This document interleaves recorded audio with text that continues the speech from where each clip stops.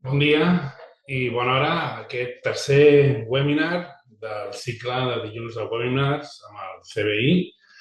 Soc en Gabriel Iesa, soc fisioterapeuta i col·laborador del Centre de Vida Independent i avui parlarem sobre el que és eines per ajudar a moure's al nostre familiar. Per qui no hagi connectat encara o no hagi estat en cap dels dos anteriors webinars nostres, comentar-vos una mica què és el Centre de Vida Independent, d'una forma breu. El Centre de Vida Independent és una entitat que el que cerca és millorar la funcionalitat i la qualitat de vida de les persones a la seva llar. Ja tinguin diversitat funcional, ja siguin persones grans amb patologia o sense patologia, o amb persones que tinguin alguna alteració aguda puntual. No? Llavors, això ho fem a través d'un equip de professionals, de fisioterapeutes, terapeutes ocupacionals i logopedes, que el que fem és valorar la capacitat, les necessitats i l'entorn de la persona per tal de prescriure quines serien aquests productes de suport o quines serien les adaptacions necessàries perquè la persona continuï sent el màxim funcional possible a casa seva, al mateix temps que li ensenyem a com utilitzar aquests productes de suport i també, si cal, ensenyem als cuidadors familiars o fins i tot cuidadors privats que puguin estar a la llar a com poder realitzar tota aquesta tasca. Concretament, el Centre de Vida Independent és un pis situat al carrer Sancho d'Àvila 52, en el qual és un pis que simula un entorn, simula una llar amb diferents espais, on realitzem les valoracions, on provem diferents productes de suport, on fem venir les persones per tal de crear situacions els més reals possibles per veure com es desenvolupen, quines són les seves necessitats i poder prescriure correctament aquest producte de suport. Molt bé, doncs avui aquest webinar per mi és tot un repte perquè la idea és poder-vos explicar com podem ajudar el nostre familiar a moure's, no? I a activar-lo. No? Per això, la idea és, d'una forma molt resumida, veure què significa el moviment i com està lligat amb la funcionalitat, quines són les bases del moviment, què és hem de tenir en compte. No? Una de les bases d'aquest moviment, sens dubte, és el sistema neuromusculoesquelètic. No farem una classe d'anatomia, ni molt menys, però sí que intentaré explicar quines són les claus i el per què és important que aquest sistema el tinguem al màxim d'actiu possible. Després parlarem de la comunicació, una mica més centrat a com ajudar amb aquesta comunicació al nostre usuari, al nostre familiar, i una mica aprofito i us recomano que podeu mirar el webinar, si no veu anar, si no veu assistir, al webinar de la nostra companya, Sandra Millet, la nostra europea, que fa 2 setmanes ens va fer un webinar molt bo sobre tots els aspectes de la comunicació i que el tenim penjat al nostre canal de YouTube. Després veurem com acompanyar aquest moviment, veurem un resum de possibles formes que tenim per acompanyar el moviment del nostre familiar al mateix temps que protegim el nostre cos i acabarem fent un repàs dels productes de suport més enfocats a poder facilitar el moviment del nostre familiar. També, com sempre, acabem amb un espai de pregs i preguntes on les podreu fer mitjançant el canal del xat o bé a la part o baix o a dalt del vostre Zoom hi ha un cor que posa reaccions. Si cliqueu aquí hi ha la possibilitat d'aixecar la mà.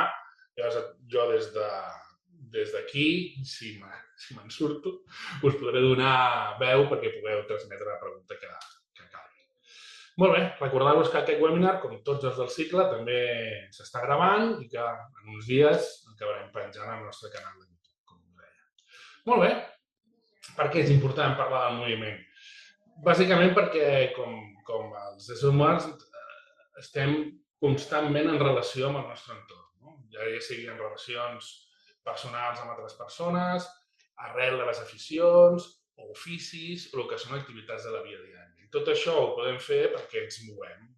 No? I llavors, dintre del que són les activitats de la vida diària, tant el vestir-se, com la higiene, com el menjar, com el comunicar-se, com el moure's, necessita del nostre cos, necessita de la nostra eina, no? Dels nostres músculs, dels nostres ossos, com veurem, per poder-se moure i poder-les realitzar. No? I que les activitats de la vida diària són aquelles activitats que ens són pròpies nostres, no? Que nosaltres les realitzem cada dia i que són bàsiques per al nostre dia a dia. Amb la qual cosa això fa que el moviment, aquesta idea de moure'ns, és el que ens proporciona l'autonomia, i l'autonomia ens proporciona la dignitat.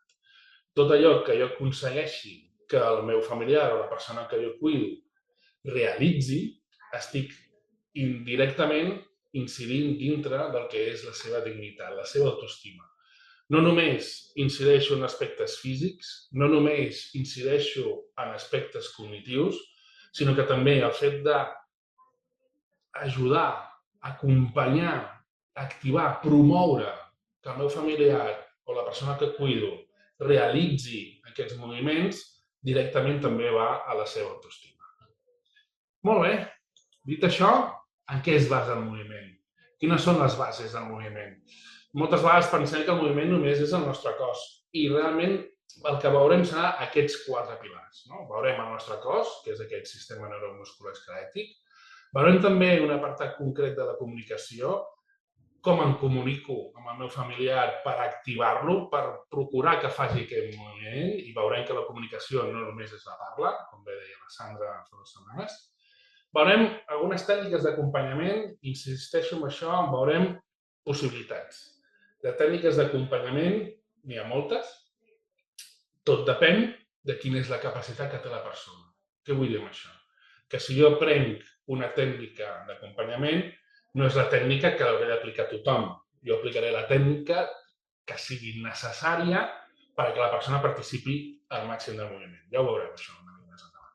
I després, com us deia, veurem els productes de suport. Quins són aquells productes de suport, algunes característiques d'alguns d'ells que hem de tenir en compte a l'hora d'utilitzar-los amb el nostre familiar o el nostre usuari. Molt bé. Doncs aquí tenim el bàsic, aquí tenim el nostre sistema neuromusculoesquelètic. No deixa de ser tot el nostre conjunt, el nostre sistema ossi, els nostres ossos, que una de les seves funcions és donar-nos l'estructura, permetre'ns que poder estar de peu, per exemple, a banda que molts dels ossos també tenen accions de protecció, tenen funcions protectores, ja siguin els ossos del crani que protegeixen el cervell, o tot el que és la parrilla costal, les costelles, que la seva funció és protegir tot el que són els pulmons i el cor, o, per exemple, la columna vertebral, que la seva funció, una de les seves funcions, és protegir la medul·la espinal, és tot aquell conjunt de nervis que ens surt des del cervell. I, relacionat amb el moviment, la unió dels ossos, que són les articulacions, és el que permet que jo pugui moure un braç, que pugui aixecar el braç, que pugui caminar, que pugui aixecar la cama, que pugui flexionar el tronc, etc. Això permet aquesta connexió entre els ossos, que són les articulacions. Això ho permet, però qui realment fa l'acció és la figura que veieu al mig, que és el sistema muscular. I jo sempre parlo de que aquesta imatge que veieu d'una persona és una persona si li traiéssim la pell. Si a tots nosaltres ens traiéssim la pell, ens veuríem així, d'acord? Són musculatura, si us fixeu, tant per davant, com per darrere, com pels costats, tant des del cap fins a la punta dels peus. Poso aquesta imatge, la majoria dels fisioterapeutes posem aquesta imatge perquè el que volem transmetre és que el moviment és vida i el múscul és el que ens dona el moviment. El nostre cos està completament pensat per moure's, està dissenyat per moure's. Què és el que passa? Que aquests músculs, si no els utilitzo, si els músculs no els poso en tensió, no els contraic, no faig moviment, perden la seva força, perden la seva capacitat. Quin és el secret? Activar-los. I l'única manera d'activar-los és moure'ns. Llavors hem de trobar la capacitat per poder-nos moure. Aquí obriríem un altre meló, seria entrar dintre de tot un altre webinar que parlaríem sobre el que seria correcte d'activitat física a realitzar, però quedem-nos amb aquesta idea, de que jo, per tenir una bona musculatura, l'haig de moure i l'haig d'activar. Molt bé, tenim els ossos, les articulacions, amb la musculatura que ho mou, però hi ha algú que ho genera, hi ha algú que ho provoca, que hi hagi aquest moviment. I aquest algú és el nostre sistema nerviós central. Aquesta figura que veieu a la pantalla a la dreta, que té aquesta forma de blau més fosc, això és el cervell més la medul·la espinal. D'aquí surten tot el que són els nervis que van a parar a les nostres vísceres, a la nostra pell, als nostres músculs, Amb la qual cosa, això, tota aquesta informació que surt del cervell es transmet a través del que són els nervis per el que es diuen impulsos nerviosos. Llavors, un impuls nerviós és el que fa que jo pugui contraure un múscul. Per tant, quan jo decideixo aixecar-me de la cadira, hi ha una ordre que surt d'aquí del cervell, que passa a través de la medul·la espinal, a través d'aquests impulsos nerviosos, que és com si fossin llumetes, per dir-ho així, són llums que es van transmetent al voltant de tot el que és el nostre sistema nerviós i que acaba parant a la musculatura, que l'activa, que el que acaba fent és moure l'articulació, moure l'esquelet.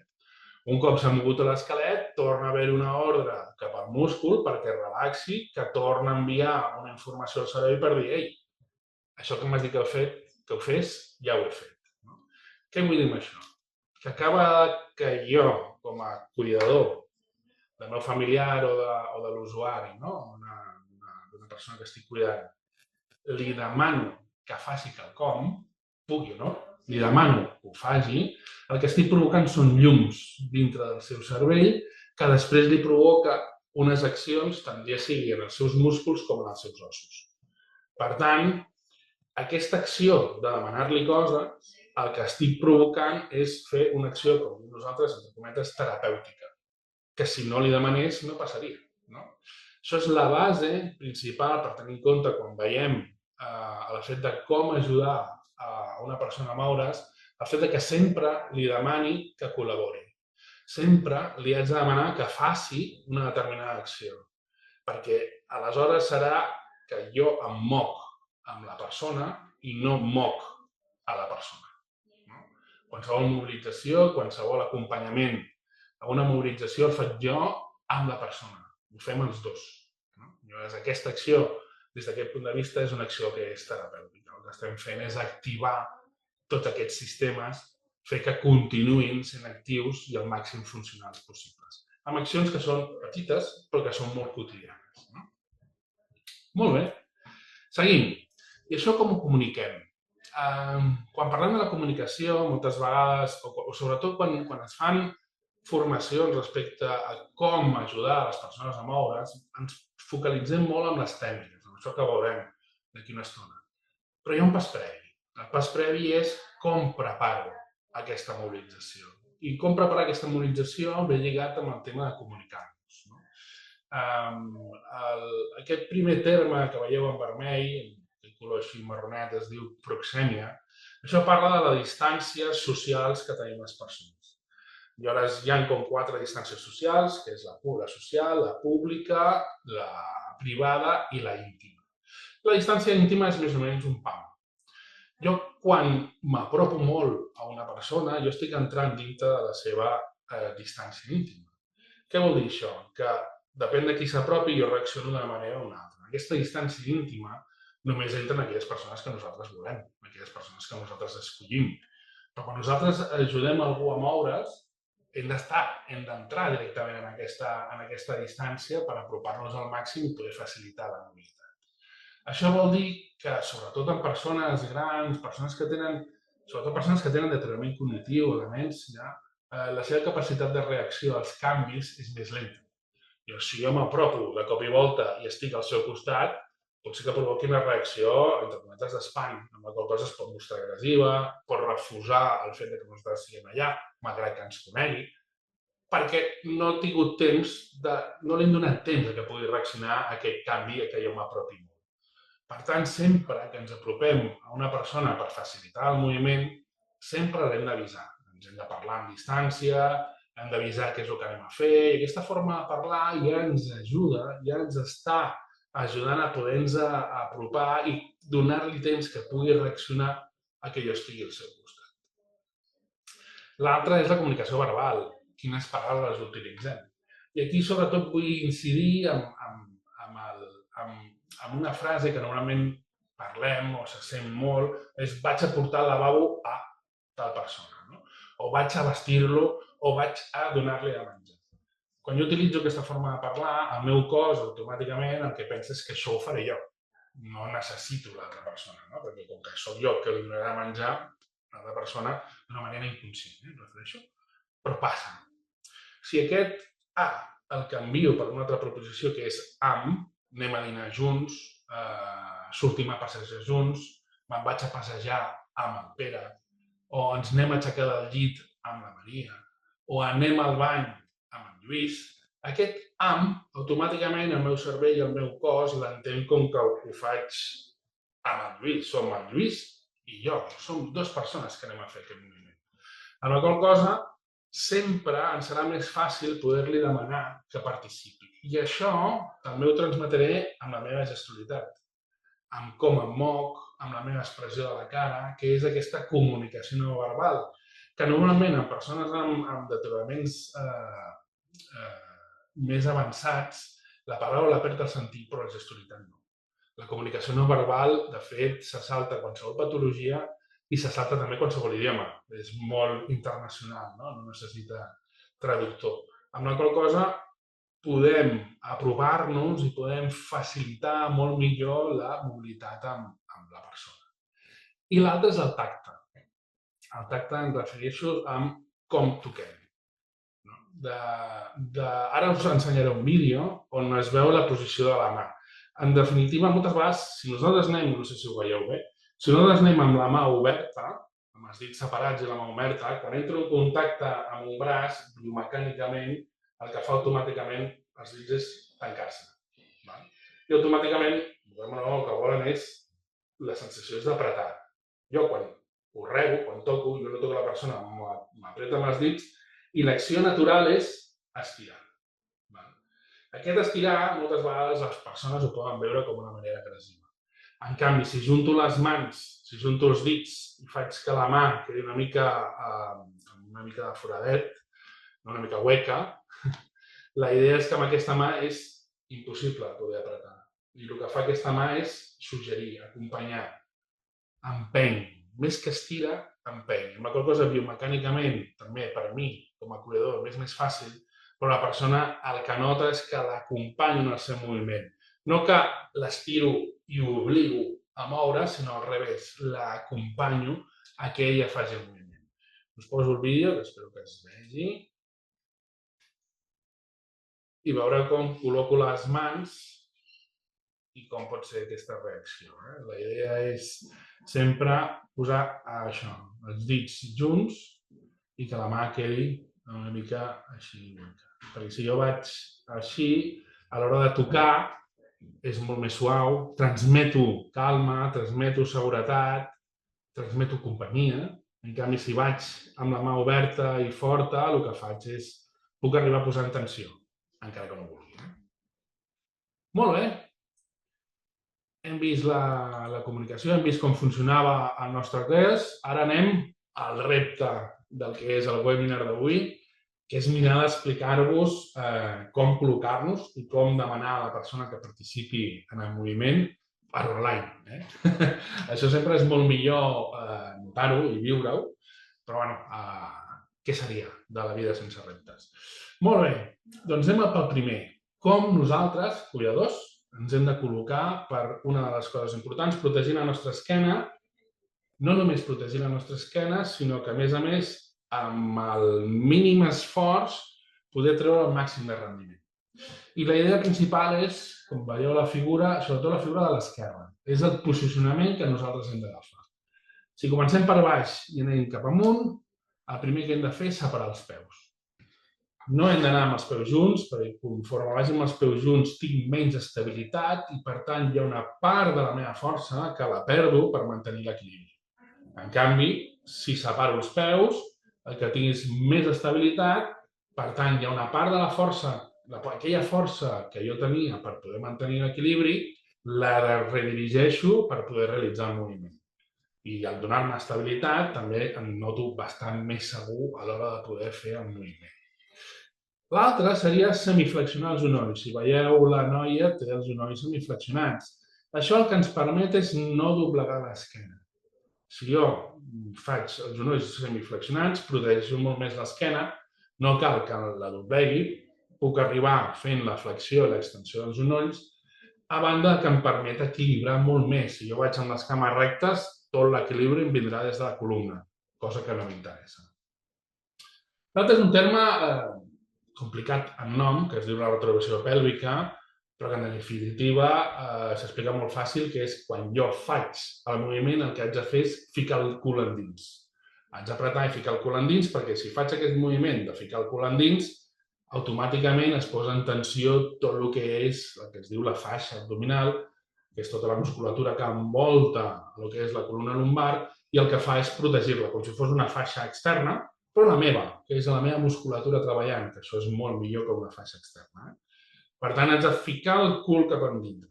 Sí? Haig de fer tot el contrari que fan els joves quan surten de festa, que és aquest del twerking i el perreo i tot això. No, això res. Quan estem fent això, el que hem de ficar és el cul cap endins. I després pivotar, que és girar sobre el peu. Una mica si heu vist algun partit de bàsquet, és el que fan els jugadors a l'hora de pivotar, que és tinc un peu clavat i vaig movent l'altre. Això és perquè si faig aquest moviment, tornem, el que estic fent és protegir l'esquena. No estic fent una torsió amb pes amb l'esquena, sinó que el que faig és girar amb ella i puc mantenir, que és l'objectiu de tot això que us estic explicant, que és mantenir l'esquena en una posició protegida. I per últim és girar el cap a la direcció del moviment que anem a fer, que és ho fem de forma natural, perquè sempre mirem, girem el cap on volem anar. Però el fet de girar el cap cap a un costat, el que fa de retruc és que tota la meva musculatura del meu cos es prepara i gira cap a aquest costat. La qual cosa, això també passa amb les persones que cuidem. Si a l'hora de fer un gir en el llit li demanem que giri el cap al costat on volem que giri, tot el seu cos ja tindrà tendència a girar cap allà, amb la qual cosa serà molt més fàcil poder realitzar el moviment. Molt bé, seguim. Molt bé, ara el que anem a veure són diferents possibilitats de poder acompanyar el nostre familiar o la persona que cuidem en aquests canvis, en aquestes transferències, en el que són els dies a dies. Veurem com aixecar-nos d'un llit, d'un sofà, com poder-nos aixecar d'un sofà amb més ajuda, o com aixecar-nos d'un sofà per seure a la cadira, o com aixecar-nos del llit. El que és primordial amb el fet de passar, d'estar asseguts, estar de peu, és que tenim molta tendència a aixecar-nos des del fons de la cadira. Aquesta és una, cosa que hem de canviar. No ens hem d'aixecar des del fons de la cadira, sinó que el que hem de fer és mirar de posar-nos cap endavant per poder sortir des de la punta de la cadira.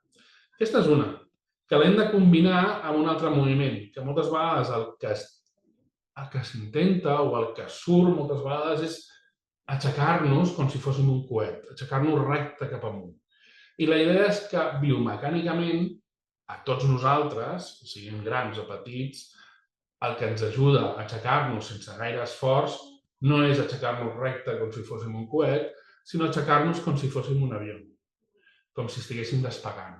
Amb la qual cosa nosaltres sempre li demanarem a la persona que primer surti del fons de la cadira i un cop surti del fons de la cadira s'aixequi mirant cap a la paret, mirant cap endavant, com si fos un avió, per poder facilitar el pas d'estar assegut a estar de peu. En aquests dos vídeos que us posaré ara, són curts, el que veurem seran dues maneres per poder posar-nos a la punta de la cadira. La primera, veureu que és una espècie de balanceig. Això va molt bé perquè no només ens ajuda a posar-nos a la punta de la cadira, sinó que també ens serveix com a escalfament i com a treball de la marxa. Perquè veureu que és un moviment molt semblant al que fem quan caminem i això va molt bé per escalfar tot el que és la musculatura i les articulacions que participen del moviment de la marxa, a més d'estar-los activant. L'altre que veurem és, si això em costa molt, si m'és molt difícil, és una manera una mica més senzilla, que és empenyent el tronc cap enrere i així fem que el cul surti cap endavant. Molt bé, veiem el primer. El que us deia, la idea principal és mirar de sortir del fons de la cadira abans d'aixecar-nos. I aquest és aquest balanceig que faig que tiro primer una cama, tiro l'altra.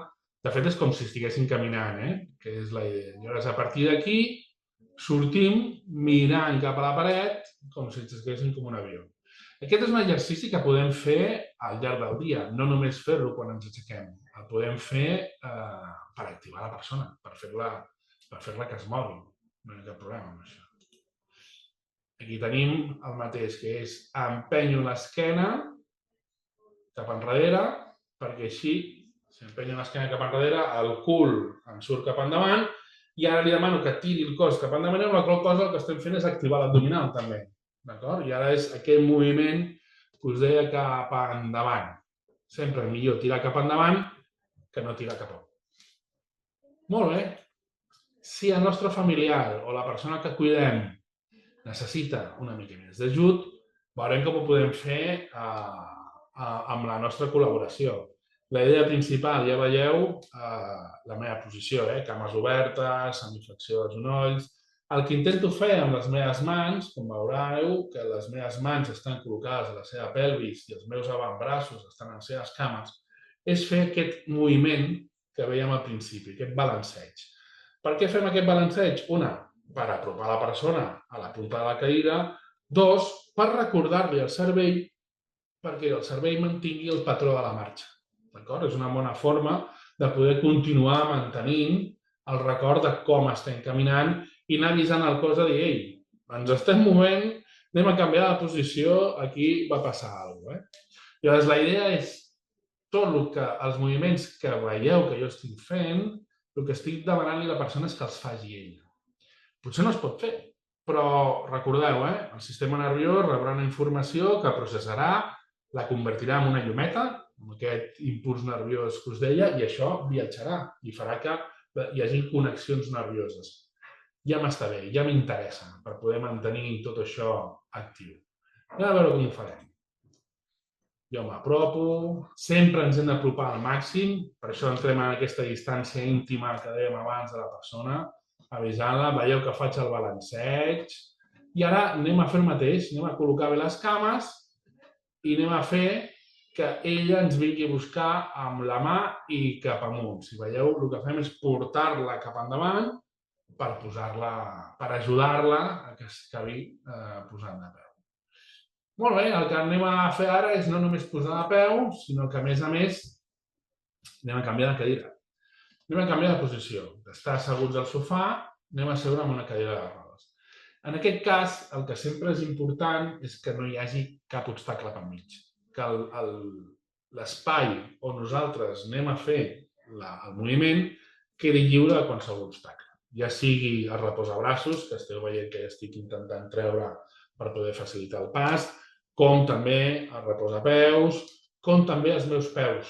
A vegades, si col·loquem el peu entremig dels dos peus del meu familiar, a l'hora de fer el gir, potser que topin. Llavors, la idea és que no hi hagi cap obstacle entremig d'aquest moviment. La idea serà la mateixa, anem a posar-nos cap a la punta i quan estiguem a la punta anem a fer aquest moviment d'aixecar-nos com si fos un avió per després fer el gir i seure a la cadira de rodes. La idea és apropar-la al màxim que puguem, la cadira, que sigui un angle que permeti que el gir sigui curt, no fer girs de 180 graus, per tant no posarem la cadira davant de la persona, sinó que la idea és posar-la sobre el costat i la idea principal també seria posar-la sobre el costat fort. En el cas que hi hagi persones que tenen una cama operada i la tenen més dèbil, la idea seria posar una cama que està més forta. I la idea és fer aquest gir així. Si la persona pot caminar, perfecte. Si no pot desplaçar-se, veurem més endavant diferents conductes de suport que ens permeten poder fer aquest gir. La baixada, si veieu, tenim una mà el que va a el que és la columna, una altra mà que va sempre a la pelvis. Sempre s'ha d'evitar, a tota costa, estirar els braços o posar la mà sota l'aixella. Les espatlles és l'articulació més mòbil, però ara també és la més inestable. I amb el pas del temps, el que dona estabilitat a l'espatlla són molt els tendons i els lligaments de tota la musculatura que hi ha al seu voltant. Amb el pas del temps, aquesta musculatura o bé es perd o fins i tot es trenca. De fet, hi ha moltes persones amb més de 80 anys que els costa aixecar el braç perquè tenen el múscul trencat. Si jo poso en tensió aquesta espatlla i, a més, intento controlar-la arrel del pes o del moviment,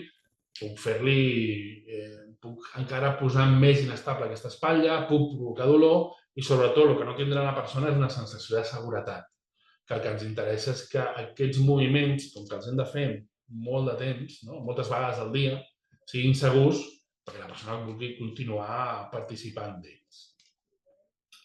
Anem una mica al que seria el més complicat, per dir-ho així, que seria el pas d'estar estirat en el llit a seure. En aquest cas, ho fem amb un llit baix, està posat baix expressament perquè moltes vegades en els pisos, a les llars, tenim llits baixos. El que és ideal és tenir un llit articulat.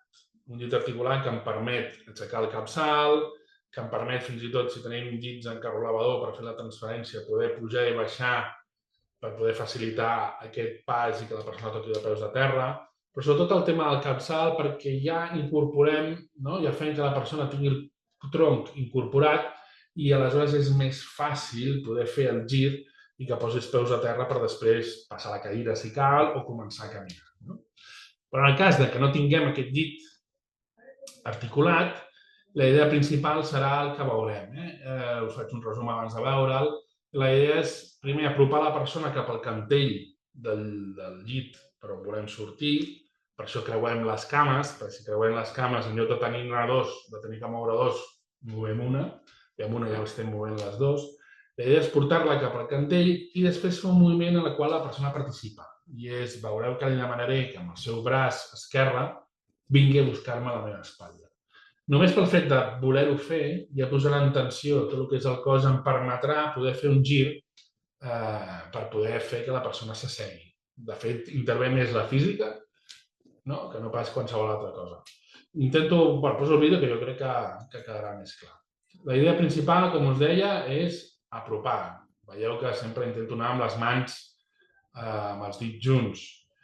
Ara el que farem serà moure la pelvis per apropar-la. La idea no és aixecar-la, el que estic fent és una rotació i un arrossegament. A banda que la senyora Roser ja col·labora i es mou. Si ho pot fer ella és perfecte, vull dir que ja és això. Llavors, un cop estem situats aquí en el cantell del llit, és quan jo demano la participació de la senyora Roser. Jo col·loco una mà a sota, que aniria més o menys el que és l'escàpula, i una altra mà que va més o menys a l'alçada dels peus, que és per tirar els peus a fora. I amb aquest moviment aconsegueixo que segui. Jo tinc les cames obertes, tinc semiflexió de genolls, m'estic protegint l'esquena, i el que faig amb aquest moviment és un moviment de pivotatge. Veureu que la meva cama esquerra gira cap enrere, facilitant el moviment. Aquí veieu aquesta rotació, translació per poder moure el cos cap aquí. I ara, un cop ho tenim, és quan jo li demanaré que amb la seva mà esquerra vingui a buscar-me. I quan faci el moviment, jo trauré els peus cap a fora i la gravetat farà el restant. I ja ho tenim aquí, la tenim asseguda. Us dic, això, vist així, sembla que sigui com molt difícil o que segurament estareu pensant, sí, però si la persona pesa molt o si la persona no li costa molt, es pot fer. De fet, jo sempre dic que amb tot el que té a veure amb les mobilitzacions, el tamany no importa. El que importa realment és la voluntat. Què vull explicar? Què vull dir? Si la persona no es vol aixecar, per molt que jo faci 2 metres i la persona pesi 50 quilos, no la mouré. Però si la persona vol aixecar-se, vol col·laborar, pesa 120 quilos i jo faig 1,65 m, la puc acompanyar a aixecar-se. La diferència és més que ho fem entre els dos que no pas quines dimensions té la persona. L'altra cosa és valorar realment quines són les capacitats, fins a on ens pot ajudar, que per això entrarem en tot el que són els productes de suport d'aquí en breu. Molt bé. Una altra cosa que és important dintre del que és el moviment són tot el que té a veure amb els acompanyaments de la marxa. I dintre del que són els acompanyaments de la marxa tenim, entre cometes, com 2 grans productes de suport. Un que pot ser la crossa i el bastó i l'altre que pot ser el caminador. Aquí en breu entrarem una miqueta en cadascun d'ells. Però en el que es refereix al bastó i la crossa, el que és important és que tinguem clar que aquest bastó ha d'anar al costat contrari del costat que tenim més afectat.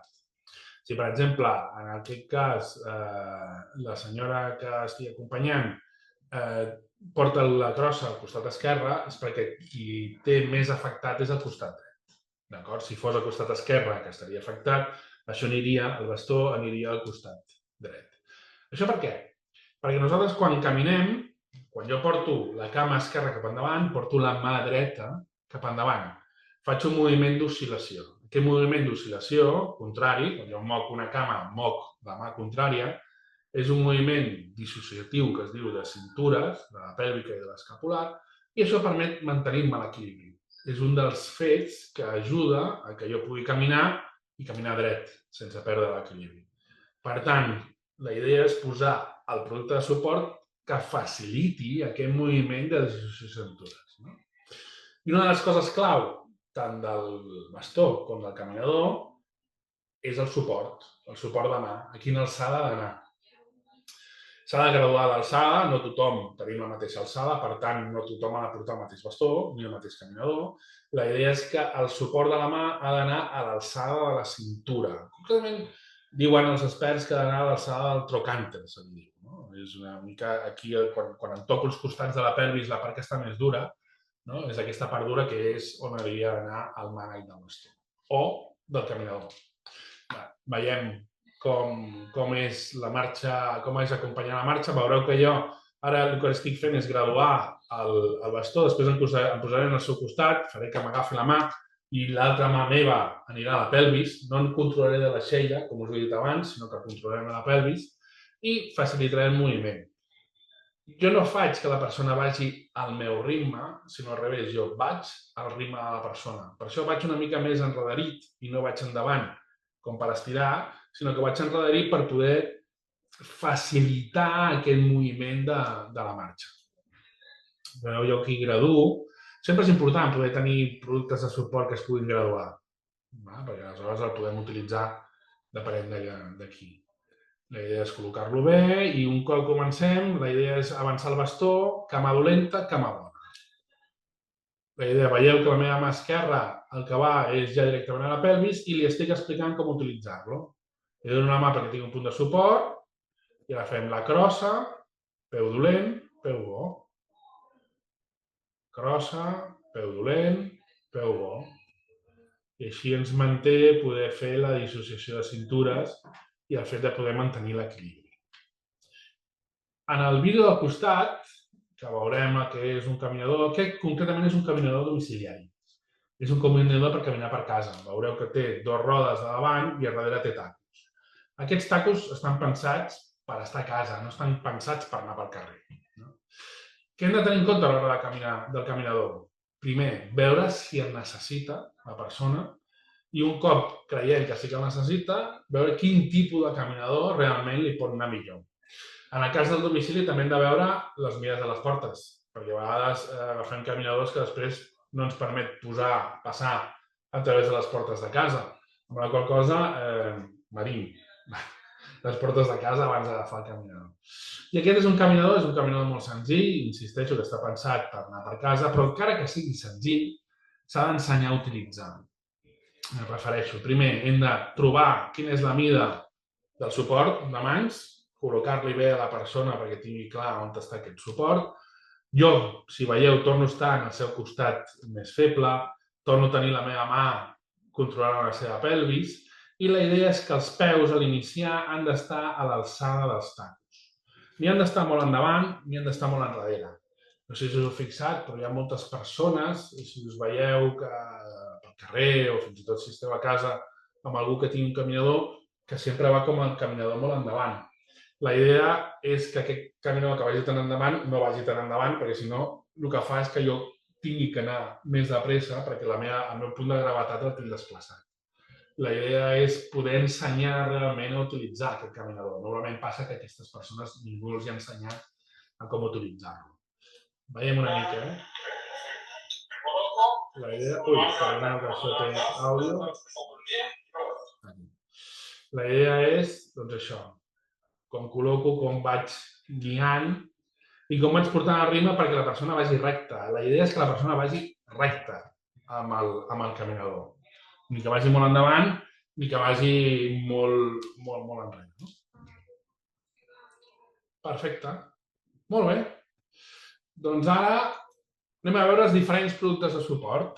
com vèiem, aquí tenim 3 caminadors, si veieu els 3 caminadors a dalt, tenim aquell caminador domiciliari, que pot tenir diverses formes, però que bàsicament s'identifica perquè té aquestes 2 rodes a davant i té tacos a darrere, d'acord? Després tenim el caminador, que està pensat sobretot per anar per fora, que veieu que té 4 rodes. Aquí necessitem que la persona també tingui la capacitat de poder tenir control sobre aquest caminador. És un caminador que es desplaça molt fàcilment. I si veieu, té fre a cada manillar. Això vol dir que jo puc apretar a la dreta o puc apretar a l'esquerra. Si apreto a la dreta, automàticament el caminador em girarà cap a la dreta. Si apreto a l'esquerra, automàticament el caminador se me'n va cap a l'esquerra. Això què significa? Que perquè una persona pugui utilitzar aquest caminador, primer li haurem d'ensenyar, lògicament, a com conduir-lo, no és pas fàcil, però a més ha de tenir capacitat a les mans per poder accionar aquest fre. Sobretot per frenar-lo i sobretot per poder frenar els dos, per donar estabilitat al caminador i poder seure. Si veieu, aquesta tapa d'aquí, de fet, és un coixí, perquè és un seient, perquè la persona pugui seure, i aquesta forma que té el caminador és perquè això s'agafa a l'esquena i li permet poder seure d'una forma més segura. I el caminador de 4 potes, que ens pot ser força útil, sobretot al principi de recuperar-nos d'alguna fractura o d'alguna dolència que ens ha afectat a la marxa, perquè és un caminador que permet poder caminar realment al meu ritme i sobretot l'utilitzem per tornar a recuperar la marxa i ensenyar com utilitzar-la. I a vegades també ens pot anar molt bé per casa. N'hi ha que és un caminador que l'únic és que s'ha d'aixecar i a vegades està articulat per poder permetre aquesta dissociació de cintura. A la dreta trobarem diferents tipus de crosses. La crossa de l'esquerra, aquesta és una crossa axil·lar, aquesta sobretot es dona molt en l'àmbit, en el món anglosaxó. Aquí, a casa nostra, normalment no s'utilitza aquesta. El que utilitzem més és el bastó anglès, aquest del mig, aquesta crossa, o algun tipus de crossa o bastó que està pensat amb aquests 4 punts. Aquests 4 punts estan pensats sobretot per donar estabilitat. Quan tindrem tota aquesta àrea entre els 4 tacos és el que ens donarà una estabilitat a l'hora d'aquí. I el que veiem a baix són cadires de rodes, diferents cadires de rodes que estan pensades per facilitar la mobilitat. Tenim cadira de rodes amb roda gran i tenim cadira de rodes amb roda petita. Quan utilitzo una i quan utilitzo l'altra? Com tot producte de suport, i com hem vist abans les mobilitzacions, no depèn del que jo cregui, sinó que depèn de la capacitat de la persona. D'acord? En el tema de les tècniques que hem vist molt poc, en una infinitat de mobilització, d'ajudar a moure's la persona, utilitzaré aquella en què la persona participi més. En el tema de les cadires passa 3 quarts del mateix. La roda gran està pensada per persones que poden autopropulsar-se en la cadira, que la poden dirigir. En canvi, les de roda petita, aquesta possibilitat no la tenen. Aquesta cadira, la persona sempre haurà d'haver-hi algú que l'acompanyi. En el cas que tingui la capacitat i estigui preservada cognitivament, ens podem plantejar l'ús d'una cadira elèctrica, com la que veieu a la dreta. Cada vegada les cadires elèctriques també estan canviant una mica el seu xassis. Abans les cadires elèctriques tenien com molt de volum, cada vegada les estan fent més petites, que pegin menys i també per poder facilitar l'accés. N'hi ha cadires elèctriques que pot portar l'usuari, com és aquesta que veieu aquí, que està al comandament aquí a la seva dreta, i també es podria posar a l'esquerra si fos esquerrà.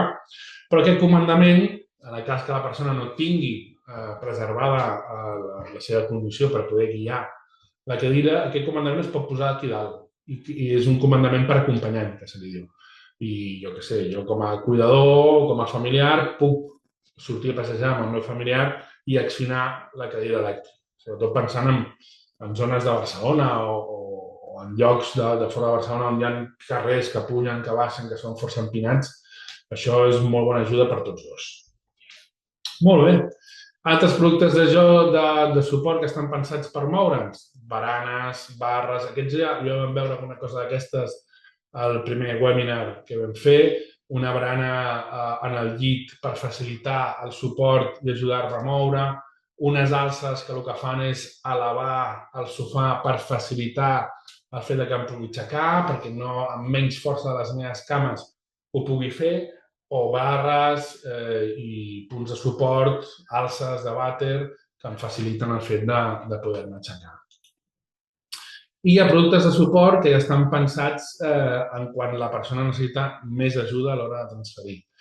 Tenim els que són que la persona participa més, com per exemple pot ser el disc giratori, que si veieu aquests mitjons blancs, el que hi ha sota és un disc que gira. Llavors, en aquest vídeo que hem vist del canvi de cadira a sofà, en el cas que la persona li costés molt els peus, pot ser una bona solució, aquest disc, perquè aleshores la persona gira. Jo puc fer que giri fàcilment per passar del llit a la cadira, com és aquest exemple. O una taula de transferència, que és una taula per la qual la persona rellisca del llit a la cadira, o aquest llençol vermell, que és un llençol lliscant que permet poder fer les transferències dintre del llit d'una manera molt més fàcil, o un disc giratori, però que permet que la persona s'agafi, es posi de peu i fer el gir. No? O el que ja entraríem dintre del món de les grues, que això també ens donaria per un altre webinar, que tenim la grua de bipedestació, que és aquesta que veieu a l'esquerra, o la grua de cistella, que veieu aquí a la dreta. Quan utilitzar una, quan utilitzar l'altra, com tot, insistim, amb el producte de suport, dependrà de la persona. En el cas de la bipedestació, per dir-ho ras i curt, la utilitzem quan la persona té control de tronc, quan la persona és capaç d'estar asseguda sense anar-se'n cap a un costat i cap a l'altre, però li costa molt posar-se de peu o no ho pot fer. Llavors utilitzem aquesta grua, que és per aixecar la persona, girar-la i poder fer que segui en una cadira. L'altra ja està pensada per a una persona que necessita molt més de suport, que és una persona que ja no té control de tronc. O sigui, jo la sec, per exemple, en el cantell del llit i se me'n va. Un costat o se me'n va de l'altre. I llavors aquí sí que necessitarem aquest tipus de grua, que és una grua que el que fa amb un arnès que envolta la persona, la té suspesa, permet aixecar-la per després fer qualsevol tipus de transferència. La idea principal és que, malgrat que utilitzem aquests productes de suport, hem de continuar demanant la participació de la persona. Quan més llumetes nosaltres li podem provocar, molt millor. I diria que, sí, exacte, doncs obrim pregs i preguntes, si voleu. No sé si voleu preguntar qualsevol cosa pel xat o aixecar la mà i aviam si me'n surto per poder-vos donar veu, com vulgueu. Aprofito i us recordo que d'aquí 2 setmanes tenim una xerrada, un webinar que realitza la nostra terapeuta, una de les nostres terapeutes ocupacionals, que és la Laura Sau, que parlarà sobre el que és activitats de la vida diària amb tecnologia, o quina tecnologia ens pot ajudar en el nostre dia a dia. No? En aquest món tecnològic que cada vegada està més present, com podem fer que aquesta tecnologia ajudi a activar el nostre familiar o la persona que cuidem. Bé, doncs, si no teniu cap pregunta, espero que hagi quedat clar. Espero que hagi... El tema de regulació, Ana Maria, què et refereixes amb el tema de regulació? En crosses... com es regula? Normalment aquests bastons i crosses tenen com uns pius que permet poder aixecar i baixar. La idea és que el mànec ha d'anar a l'alçada de la cintura de la persona, perquè el colze ni quedi molt estirat ni quedi molt doblegat. Perquè si queda molt doblegat tindré l'espatlla aixecada i si queda molt estirat aniré com de costat. La idea és que el colze quedi una miqueta flexionat i normalment això ho permet aquesta alçada. I la caminador igual, sí, Ana Maria, el caminador 3/4 del mateix. També, la idea és que vagi a aquesta alçada, perquè el que farà és fer que la persona quedi recta. Perquè si el fem molt baix, tirarà cap endavant, si el posem molt alt, tindrà un altre cop els braços cap amunt. La idea és tenir-lo a aquesta alçada perquè vagi bé. Gràcies a tu, Ana Maria. Merci. No sé si teniu alguna pregunta més. A vosaltres, Rosana, gràcies a tu per assistir-hi I res, jo suposo que d'aquí 2 setmanes, una cosa així, tindreu aquest webinar penjat al YouTube. Molt bé. Moltes gràcies per les explicacions, per els agraïments. Ana Maria, una pregunta, sí. Endavant. Perdona. Estic aquí. No estic... Necessito producte de suport de les ulleres i mai me les poso perquè som molt presumits. Perdoneu.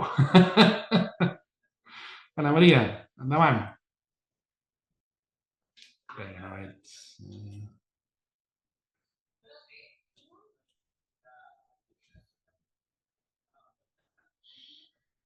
Sí.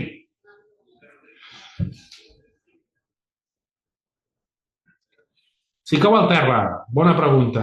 Això també ens donaria per un altre webinar. Jo sempre dic el mateix, quan una persona cau a terra, el primer és tranquil·litat. Tranquil·litat. Del terra no passa. Llavors, perquè quan cau al terra la persona es posa nerviosa, nosaltres ens posem nerviosos, es posa nerviós tothom. Llavors, el primer és tranquil·litat. I primer veure com es troba. Hem de fer que parli, hem de fer que mogui els braços, hem de fer que mogui les cames per veure que no hi hagi cap tipus de fractura ni cap tipus de lesió i si ens parla vol dir que no hi ha cap tipus de lesió cerebral, que no hagi caigut arrel de, per exemple, haver tingut un accident vascular cerebral. Un cop tenim clar que la persona està bé, hem de valorar si nosaltres la podem acompanyar a aixecar. Si no, 112, 061. Si la persona té la telealarma, la teleassistència, per això estan. Vull dir, no anem a forçar el fet d'aixecar quan no tenim clar que ho podem fer. Si podem fer-ho, la idea és fer una sèrie de seqüències perquè la persona es vagi aixecant mica en mica. Però si no podem fer-ho, si nosaltres no podem acompanyar-la, no ens sentim segurs, la persona no se sent segura, té l'assistència o el 112 i que vingui. Mentre estem esperant una manta, un coixí, estem al seu costat, li fem companyia. Però si no, esperem. De fet, aprofito per dir-vos que en breu el Centre de Vida Independent traurà un espai, una web, que es dirà Aula CBI, on tindrem diferents cursos online per poder fer com vosaltres vulgueu, que seran totalment subvencionats, o sigui, totalment gratuïts, accés per tothom, en el qual hi ha alguns d'ells on expliquem com podem fer i com podem acompanyar que una persona s'aixequi de terra, si és necessari i si ho podem fer i si està clar. Si tenim un mínim dubte, la seguretat per davant de tot i el 112. Coixí al costat, sí. El coixí, si està al costat, coixí estat. En la posició que estigui més còmoda. Normalment és sempre la posició de seguretat, que és aquesta que li diuen la posició de fetus. Ana Maria, amb la qual cosa posem el coixí al costat i fins i tot podem posar un coixí entre les cames. Si, en canvi, no pogués moure la cama perquè fos, o si veiem que té una cama una mica més curta que l'altra i rotada cap en fora, això no ho toquem, posem manta perquè això segurament és una fractura de fèmur. Llavors, no toquem res, si veiem que s'ha fet mal, donem la màxima comoditat possible i fins aquí. Molt bé, doncs moltes gràcies i fins la propera. Que vagi bé.